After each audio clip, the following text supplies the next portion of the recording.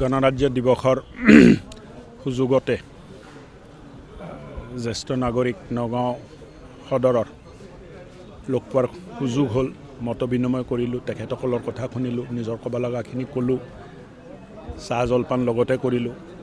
আৰু মই ভাবোঁ যে এই কাৰ্যসূচীয়ে চৰকাৰক ৰাইজমুখী কৰে, ৰাইজৰ মনৰ কথা শুনা আৰু এইমতে চৰকাৰে কাম কৰা, এইটোৱেহে আচল অৰ্থত গণতন্ত্ৰ।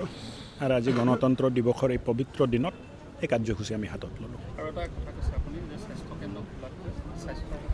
মানে সমস্যাটো কি হৈছে যে ডাক্তৰৰ সংখ্যা বৃদ্ধি পাই আছে, স্বাস্থ্যকেন্দ্ৰবোৰ বৃদ্ধি পাই আছে, হস্পিটেলবোৰ বৃদ্ধি পাই আছে, কিন্তু তাতকৈ বেছি স্পীডত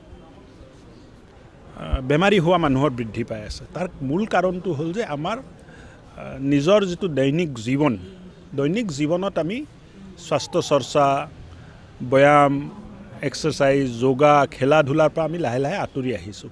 আৰু তাৰ কাৰণে নিজৰ স্বাস্থ্যটো ভাল ৰখাৰ কাৰণে মানুহে নিজে যত্ন কৰিব লাগিব।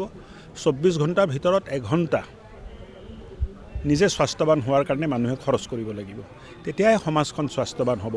আমি বেমাৰী থকা সমাজ বিচৰা নাই। মুখ্যমন্ত্ৰী ডাঙৰীয়াৰ নেতৃত্বত যিটো অসমে গঢ় ল'বলৈ ধৰিছে, তাত আমাক স্বাস্থ্যৱান সমাজ লাগিব। স্বাস্থ্যৱান সমাজে স্বাস্থ্যৱান অসম ৰচনা কৰিব পাৰিব। সেইকাৰণে মই আহ্বান জনাইছোঁ আজি জ্যেষ্ঠসকলক যে আপোনালোকে নেতৃত্ব লওক। চৰকাৰে সুবিধা দিব পাৰে, ষ্টেডিয়াম বনাই দিব পাৰে, ৱাকিঙৰ কাৰণে পাৰ্ক বনাই দিব পাৰে, যোগা কেন্দ্ৰ বনাই দিব পাৰে, বাকী চব চৰকাৰে কৰিব পাৰে। কিন্তু চৰকাৰে যোগাটো নিজে কৰিব নোৱাৰে। যোগাটো মানুহে কৰিব লাগিব, এক্সাৰচাইজ মানুহে কৰিব লাগিব, খেলা ধূলা মানুহে কৰিব লাগিব। মই ভাবোঁ যে পৰিৱেশ পৰিৱৰ্তনৰ কাৰণে আমি ৰাইজক লগত লৈ এই কামবোৰ লাহে লাহে কৰা আৰম্ভ কৰিছোঁ।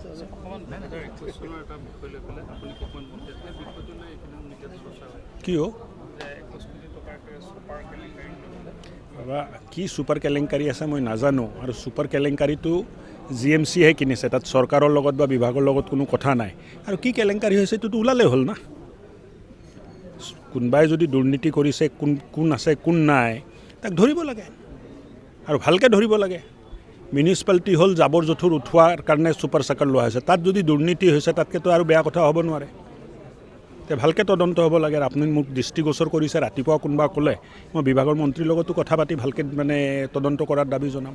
গণৰাজ্য দিৱসৰ সুযোগতে জ্যেষ্ঠ নাগৰিক নগাঁও সদৰৰ লগ পোৱাৰ সুযোগ হ'ল। মত বিনিময় কৰিলোঁ, তেখেতসকলৰ কথা শুনিলোঁ, নিজৰ ক'ব লগাখিনি ক'লোঁ, চাহ জলপান লগতে কৰিলোঁ। আৰু মই ভাবোঁ যে এই কাৰ্যসূচীয়ে চৰকাৰক ৰাইজমুখী কৰে, ৰাইজৰ মনৰ কথা শুনা আৰু এইমতে চৰকাৰে কাম কৰা, এইটোৱেহে আচল অৰ্থত গণতন্ত্ৰ। আৰু আজি গণতন্ত্ৰ দিৱসৰ এই পবিত্ৰ দিনত এই কাৰ্যসূচী আমি হাতত ল'লোঁ। মানে সমস্যাটো কি হৈছে যে ডাক্তৰৰ সংখ্যা বৃদ্ধি পাই আছে, স্বাস্থ্যকেন্দ্ৰবোৰ বৃদ্ধি পাই আছে, হস্পিটেলবোৰ বৃদ্ধি পাই আছে, কিন্তু তাতকৈ বেছি স্পীডত বেমাৰী হোৱা মানুহৰ বৃদ্ধি পাই আছে। তাৰ মূল কাৰণটো হ'ল যে আমাৰ নিজৰ যিটো দৈনিক জীৱনত আমি স্বাস্থ্য চৰ্চা, ব্যায়াম, এক্সাৰচাইজ, যোগা, খেলা ধূলাৰ পৰা আমি লাহে লাহে আঁতৰি আহিছোঁ।